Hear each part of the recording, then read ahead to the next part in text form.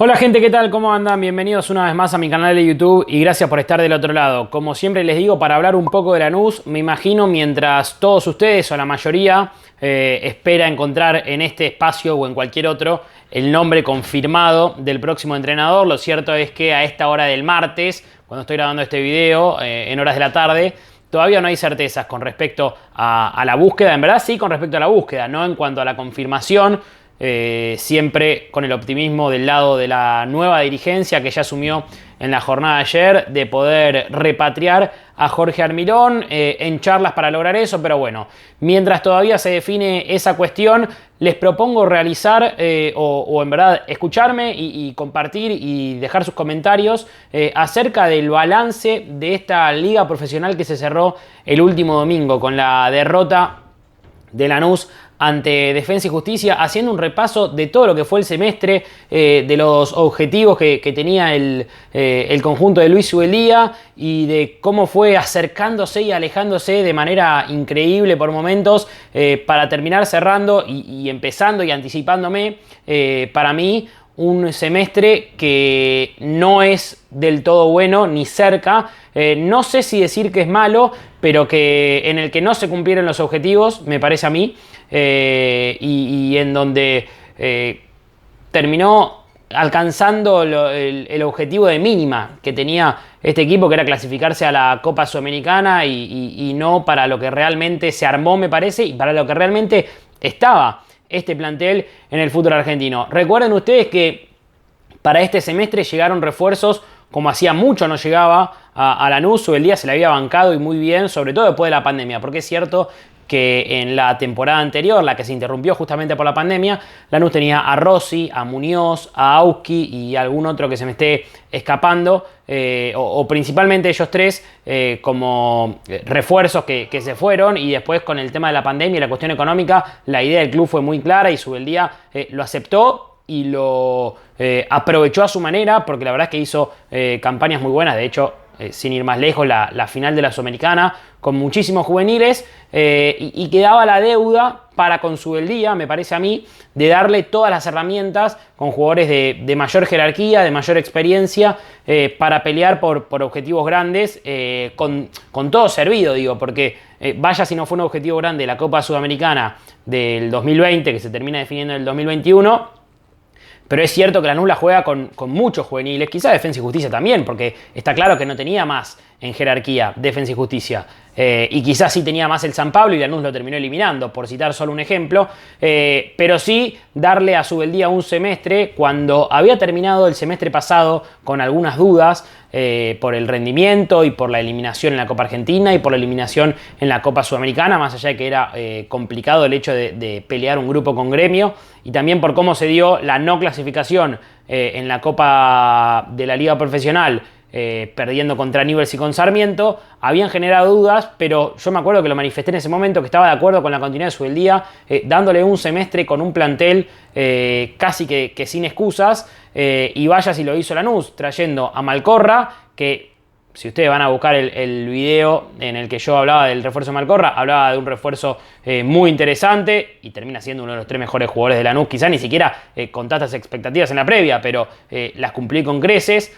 Al 5 de la selección paraguaya, y a Ángel González, un jugador que probablemente sería titular en 20 por lo menos, o 22 de los 26 equipos de la liga, más la vuelta de Diego Braguieri, que es cierto, venía de algunas dudas en San Lorenzo, pero era un futbolista que conocía el club, que había sido súper importante en la etapa de Almirón, un caudillo, un referente. Más allá de que algunos en su momento se oponían, yo estoy convencido de que era positiva la vuelta de Braguieri, y además el hecho de que si bien se fue Quiñón y vendió a Orsini, después no habían habido grandes ventas como para desarmar el plantel, y si bien la eliminación en la Sudamericana y en la Copa Argentina era algo claramente negativo, bueno, de alguna manera se podía ver el vaso medio lleno con el hecho de tener que jugar solo un campeonato en todo el semestre, un campeonato encima arrancando donde la mayoría tenía doble competencia, porque había varios equipos clasificados a octavos de Libertadores y Sudamericana, equipos de esos que estaban con aspiraciones, en caso contrario, en el campeonato. De hecho, le termina pasando a River, que queda eliminado temprano, de alguna manera, en la Libertadores, y cuando pone todo al campeonato, se lo gana casi, no de punta a punta, pero en cuanto empezó a competir con lo mejor, no dejó dudas y arrasó. Y el campeonato arranca con algo negativo, pero que Lanús lo transforma en algo positivo, porque si se acuerdan ustedes, y empezando a ir fecha por fecha, yo tengo acá el machete para ir recordando, y lo dividí el campeonato en fragmentos, porque al fin y al cabo me parece que es la manera más justa de ir evaluándolo. Y en las primeras 5 fechas, que iban a ser 6, Lanús ya sabía que no iba a contar con 3 posibles titulares, o 2 seguros titulares y un posible titular que era Pedro de la Vega, más Morales, más Belmonte, los 3 que iban a jugar, o que fueron a jugar en realidad, los Juegos Olímpicos, y que se iban a perder, se perdieron en realidad, buena parte de la pretemporada y el arranque del campeonato. A eso Lanús tuvo que sumarle la lesión de Diego Braguieri, en el pie había sido, ya eso sí que no me lo acuerdo, pero había sido en el pie unas semanas antes o la semana previa al arranque del campeonato, más que el Laucha Costa no pudo estar al 100% durante la pretemporada y tampoco arrancó el campeonato. Entonces a Lanús le faltaba más que Morel,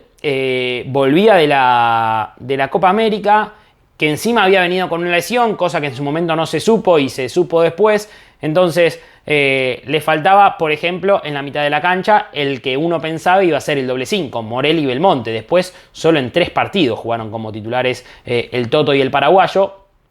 Pero bueno, Lanús Subeldía tuvo que improvisar en las primeras fechas, pero del todo mal no le fue. Si se acuerdan ustedes, arrancó el campeonato con ese 4-2 contra Atlético Tucumán, un partido donde Lanús mostró básicamente desde el primer partido ya lo que iba a hacer a lo largo de todo el campeonato. Poder de fuego en la zona ofensiva, pero también facilidad para facilidad para el rival, para lastimarlo. El partido siguiente es otra muestra importante porque es contra Colón. Era campeón hacía un par de meses, pero el último campeón en condición de visitante, Lanús le termina dando 4-1, aunque en realidad, si recuerdan ustedes, el 4-1 es algo mentiroso porque los 2 goles, que el tercero y el cuarto son sobre el final, fue 2-1 casi hasta el final, pero además después creo que le expulsan a un jugador a Colón, entonces a partir de ahí ya Lanús duerme el partido, pero había arrancado con 8 goles a favor, 3 en contra, 2 victorias consecutivas con muchos titulares, a falta de incorporarse al equipo. Era un arranque más que auspicioso, más ese doble 5 de Paloma Pérez y Aude, que el pobre Aude jugó muy poco a lo largo del campeonato, y cuando jugó de 5, que es una posición en la que claramente puede adaptarse por ser un jugador, me parece, con muy buenas condiciones, pero que claramente no es su principal característica. Después llega el partido con River, donde justamente el Millonario ahí sí puede darse el lujo de alguna manera de poner todo lo que tenía en el plano local. Cae Lanús sin atenuantes. El partido siguiente es uno de estos resultados que después terminan haciendo ruido. Lanús empata de local con Unión en la fecha 4, 1-1, cuando iba ganando 1-0 y lo agarra mal parado de contra, faltando 5 minutos. Después un tiro de afuera que rebota en la espalda o en la cabeza de Lucas Acosta y se mete. Contra Lanús también, contra Unión, le anulan un gol a Malcorra que estaba habilitado, hubiese sido el triunfo, pero de todas maneras después le iban a dar también a Lanús, así como le quitaron en ese entonces. Pero después de ese empate con Unión, Lanús le gana a Huracán en un partido muy malo, 1-0 sobre la hora, con ese gol de José San. Y ya con la noticia de que iban a regresar los futbolistas de los Juegos Olímpicos por la temprana eliminación de la selección argentina, arrancaba Lanús con 3 victorias, un empate y una derrota esperable contra River, como para posicionarse bien en esto de tantas ausencias que tenía el Granate en el principio. Después del regreso de los jugadores de los Juegos Olímpicos, lo que llama la atención de alguna manera es que van al banco Morales, Belmonte y de la Vega, pero Lanús juega uno de los, quizás el mejor partido de ese arranque de campeonato. Le gana 3-1 a un buen Godoy Cruz, todavía dirigido por el Gallego Méndez, en esa noche donde el Chino Esquivel juega un gran partido, pero también es un partido donde el Granate liquida la historia sobre el final. Partido cerrado hasta el momento, nunca dominando de principio a fin un encuentro, que es algo que iba a terminar siendo una constante a lo largo de todo el campeonato, y que también explica de alguna manera los resultados. que termina teniendo Lanús. Y después de este partido con Godoy Cruz, cuando ya vuelven Belmonte y Morales, si no me equivoco, pierde por goleada con Vélez en un partido, el 1-5 en Liniers, totalmente accidentado, digo, no es cosa de todos los días recibir 5 goles en contra, una derrota contra un equipo que venía mal, pero que tenía un plantel de mucha jerarquía, se levantó Vélez en ese partido frente a Lanús, pero bueno, de las primeras 7 fechas, haber perdido con Vélez y con River podía ser lo esperable, había conseguido otros buenos resultados y la cosa parecía encaminarse porque ya el Granate empezaba a contar con todos sus jugadores porque ya había empezado a sumar minutos Braguieri, Lautaro Acosta todavía entre algodones, recuerden que jugó contra River y contra Unión, pero después volvió a faltar porque no estaba al 100%, pero era casi que el único jugador que no estaba en condiciones, porque ya Morel empezaba a sumar progresivamente minutos y bueno, y la cosa parecía encaminarse, sobre todo porque después le gana 2-0 a Gimnasia en un partido entre semana, donde a Gimnasia le expulsan un jugador, a Carbonero, creo que fue a los 30 o 35 minutos, y Lanús después domina todo el segundo tiempo, haciendo escuela de cómo jugar un partido en superioridad numérica. Y después de ese triunfo ante Gimnasia viene el 3-2 contra Aldo Civi, que Lanús empieza ganando 3-0 en el primer tiempo y termina pidiendo la hora ganando 3-2 después de un segundo tiempo completamente distinto en Mar del Plata, en otra muestra, otra señal de alarma de lo que iba a ser Lanús a lo largo de todo el campeonato. Porque si ustedes ven, ya estamos por ahora en lo que yo dividí en el segundo ciclo de partidos, que para mí se termina en el 1-1 con Sarmiento en condición de local, ese partido que Lanús se pone en ventaja por un gol en offside y después se lo empatan faltando nada prácticamente por ese penal insólito que hace Braguieri, que quiere rechazar de chilena, Lanús defendiendo a los tumbos en el final del partido y dejando puntos en condición de local otra vez contra un equipo bastante inferior. De hecho, Sarmiento está entre los puestos más bajos de la tabla, pero insisto, iban 10 fechas hasta allí y Lanús tenía 6 triunfos, 2 derrotas esperables, Vélez y River, y 2 empates, Unión y Sarmiento, los dos en condición de local, los dos de ese tipo de partidos en donde Lanús, si quería pelear bien arriba, no debía dejar 4 de los 6 puntos frente al Tatengue y frente al equipo de Junín. Pero bueno, la verdad es que el panorama era positivo porque estaba Lanús arriba y encima lo iba a terminar de confirmar en la fecha 11 cuando juega en Avellaneda contra Independiente y le gana 1-0 jugando todo el segundo tiempo con un jugador de menos por la expulsión a Belmonte, muy polémica, más que polémica en realidad, injusta.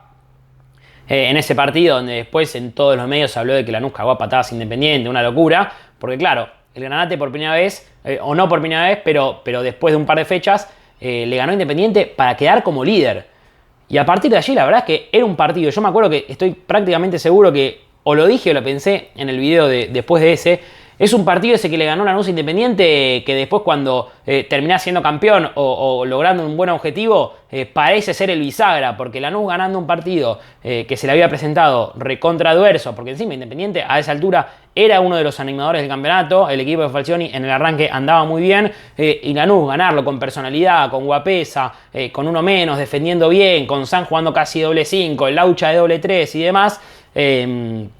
Bueno, marcaba que parecía que para algo estaba. Lanús iban 11 fechas y se pone líder, pero después viene una recta que la verdad es increíble. Después de tan buenos resultados, en esto del Lanús ciclotímico de Luis Ubeldía, vienen el 1-2 contra Newell's, jugando de local con horrores defensivos. El 0-1 con Arsenal en Sarandí, en un partido donde Lanús prácticamente no hizo nada. Arsenal tampoco hizo mucho, pero aprovechó el regalo entre Burdizo, pero en verdad sobre todo de Lucas Acosta. Le gana Central Córdoba cuando vuelve el público para recuperarse por lo menos y salir de perdedor, aunque en un partido contra el Ferroviario donde a Lanús no le sobró mucho. De hecho, por el momento me acuerdo que la mitad de la cancha la dominó el equipo de Santiago del Estero, pero bueno, de alguna manera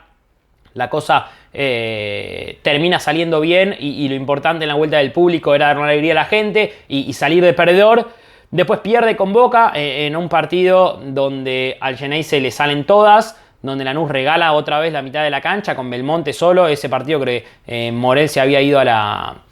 la selección y Subeldía plantea un partido que jamás le salió, más allá de que insólitamente el Granate estuvo a punto de empatarlo 3-3 en un tiro, ya no me acuerdo de quién, si de Braguieri y el Flaco López. Después, bueno, lo termina perdiendo 4-2.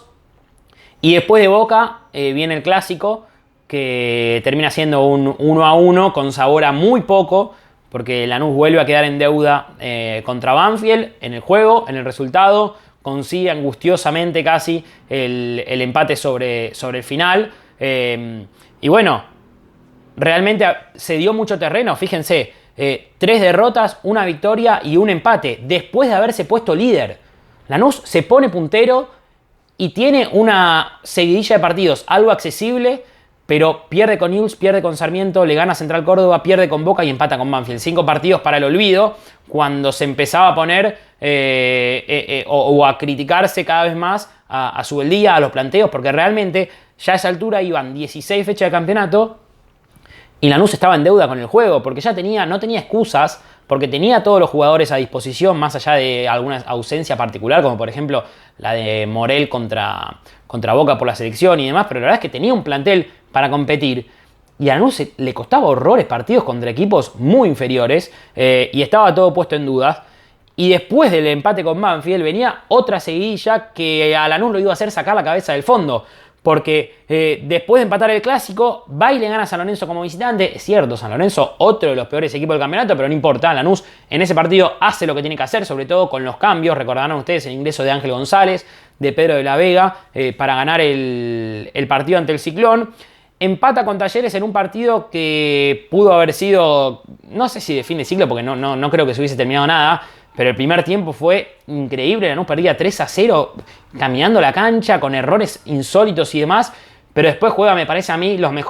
el mejor nivel a lo largo de todo el campeonato en el segundo tiempo,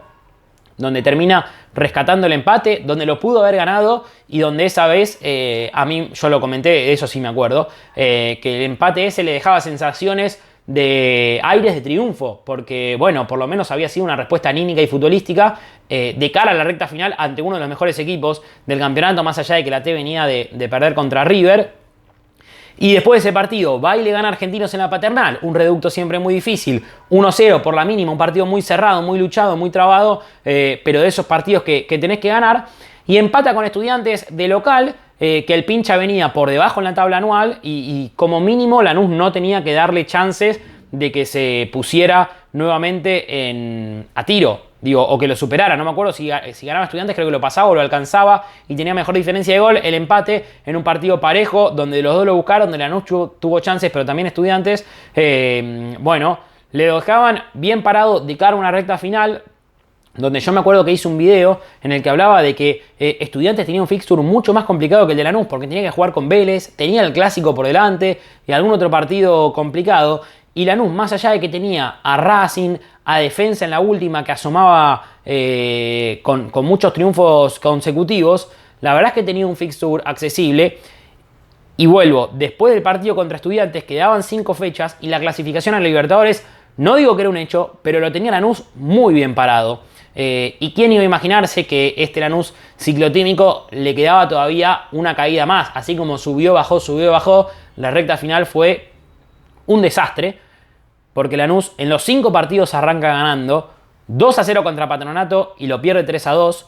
le ganaba 3-1 a Platense y lo empata 3-3, le ganaba 1-0 a Racing y lo pierde 3-1, le ganaba 2-0 a Rosario Central jugando muy bien, muy buen partido, y de manera increíble en 2 minutos lo empata y después no lo pierde de casualidad, aunque también lo podría haber ganado con yerros de La Vega y de José Sam. Y en la última, lo hablamos hace poquito, le ganaba 1-0 a Defensa y termina perdiendo 2-1, encima con el adicional de que Defensa jugó con 10 jugadores todo el segundo tiempo. Y así todo Lanús no pudo sumar a 3, aunque el partido con Defensa no cambiaba nada, el empate o el triunfo, porque Lanús termina abrochando la clasificación a la Sudamericana frente a Rosario Central y termina dejando esta sensación de que el campeonato no es bueno para nada, porque el objetivo claramente era terminar entre los 5 primeros del campeonato y de la tabla anual, o por lo menos entre los 6 de la tabla anual, porque eso le hubiese significado jugar la Libertadores. Lanús termina décimo en el torneo. De 26 equipos termina décimo. Y yo me acuerdo, lo comentaba en Twitter, en la previa del partido contra Banfield, me acuerdo una frase de Subeldía que hablaba de honrar la posición en la tabla, porque Lanús llegaba, si no segundo, tercero, pero ahí peleando el campeonato. Y Lanús no tenía, o sea, la posición en la tabla era bastante mentirosa, porque Lanús llegó hasta ahí gracias a la efectividad de Sani de López, más el aporte de Malcorra, porque nunca hasta el momento, hasta ese partido y prácticamente en todo el campeonato, en los 25 juegos, Lanús nunca dominó los partidos como para decir, che, este equipo está para terminar primero, segundo, tercero, para clasificarse a la Libertadores sin dudas. Y si uno ve la tabla al final del campeonato, todos los equipos que terminaron arriba de Lanús tuvieron un mejor funcionamiento que Granate, más allá de que quizás algunos no le hayan podido ganar a este Lanús. Pero claro, en contraposición, si vos agarrás la tabla y ves los últimos 8 equipos, con la mayoría Lanús dejó puntos en el camino. Y eso termina siendo de que el balance del año sea... del año también, obvio. Pero particularmente este semestre sea malo. Eso me parece termina... más allá de que la decisión de no seguir quizá la toma Luis Subeldía, yo estoy convencido de que si Subeldía decía, le tiraba la pelota a los dirigentes, no iba a haber una renovación. Después de cómo fue la recta final, ni hablar, pero ya con esos partidos que perdió Lanús con Patronato, con Platense,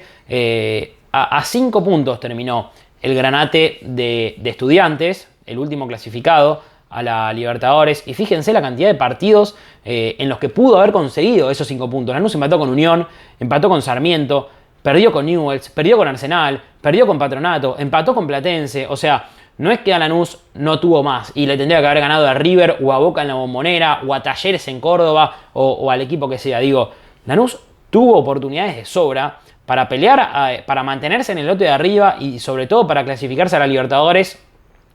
E increíblemente, por no haber logrado principalmente un equilibrio a lo largo de todo el torneo. Y después un dominio de juego, claro, fue todo el campeonato golpe por golpe. La defensa de Lanús en ningún momento ofreció seguridad. El ataque de Lanús en todo momento ofreció peligrosidad, pero así todo no le alcanzó. 43 goles a favor y 44 goles a favor y 43 en contra en el campeonato, y la tendencia es la misma para la tabla anual, 62 a favor y 61 en contra. Obviamente así es imposible lograr o pelear por cualquier objetivo en concreto, y es lo que le termina pasando a este equipo de Luis Subeldía, y creo que está bien que se le haya puesto un punto final, porque después ya evaluaré el ciclo Subeldía en otro video, pero particularmente en este torneo a mí me dio la sensación de que no había excusas para el entrenador para terminar por lo menos entre los primeros 5, porque tenía un plantel Lanús, tiene juveniles que envidian la mayoría de los clubes, trajo jugadores que hubiesen querido tener la mayoría de los clubes y en ningún momento tuvo funcionamiento. Y encima, teniendo la posibilidad de repetir o de elegir entre los 25 jugadores del plantel profesional o 28 o 30, los que sean, para cada partido, de tener en el banco, por ejemplo, a Pedro de la Vega, a Ángel González, a Toto Belmonte, a Morel o al que sea, y Lanús nunca lo pudo sacar adelante. Quiero saber cuál es el pensamiento de ustedes, si llegaron hasta acá. Sé que se me fue largo este video, pero bueno, era para hablar un poco más en profundidad del análisis del campeonato. Esto de lo ciclotímico que fue Lanús le termina perjudicando, pero bueno, creo que también es una muestra o el fiel reflejo de lo que es la idea de juego de Subeldía, que increíblemente para mí nunca la readaptó en este torneo, porque sí lo hizo, por ejemplo, cuando llegó a Lanús en el 2018 y cuando estaba necesitado de hacerse fuerte atrás, de sacar puntos y que cada punto valía, y por ejemplo jugó con línea de 3 o de 5 en realidad. Bueno, allí sí mostró esa adaptación. Acá el 4-4-2 era una realidad porque Sandy López eran inamovibles, pero después nunca tuvo equilibrio de la mitad hacia atrás, con tantos jugadores en ofensiva que le garantizaban poder de fuego. Nunca se garantizó Subeldía, ni tampoco Lanús. Es cierto, después hubo un montón de errores individuales. Ayer me crucé con un tuit un hilo en Twitter de Planeta Lanús, creo que la cuenta, lo felicito a los que lo hacen, porque la recopilación de errores en los goles en contra de Lanús realmente es increíble. Y bueno, un equipo que comete tantos errores infantiles no puede pelear por un título, tampoco por la clasificación a la Libertadores, y eso es lo que le termina dejando este semestre de 2021 al Granate. Veremos qué es lo que le depara el 2022, donde otra vez tendrá Copa Sudamericana, donde otra vez obviamente jugará la Copa Argentina y jugará en competencia local un formato similar al de este año. Y veremos con qué entrenador podrá Lanús aspirar a volver a pelear arriba, a intentar clasificarse a la Copa Libertadores, eso que tanto anhela el hincha del Granate después de lo que fue la final de 2017, y sobre todo volver a ser un equipo a partir de los nombres que tiene Lanús, que imponga condiciones en todas las canchas y que sea un suplicio de alguna manera para el rival saber que tiene que ir a la cancha de Lanús o que tiene que recibir a Lanús, como tantas veces lo fue, y no en este campeonato, donde por ejemplo en Cabrero y Guidi Lanús ha dejado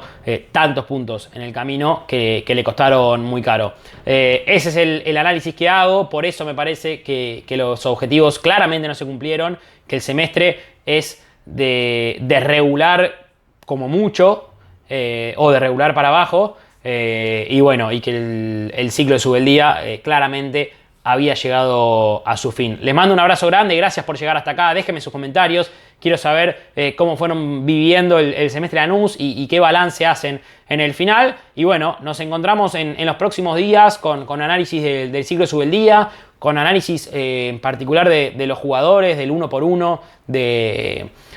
Lanús en el semestre, y obviamente en cuanto haya novedades del próximo entrenador y del mercado de pases, saben ustedes que acá van a estar. Así que suscríbanse si todavía no lo hicieron, activen las notificaciones y me pueden seguir, ya saben, en @JuliMicheles en todas mis redes sociales. Les mando un abrazo grande y hasta el próximo video.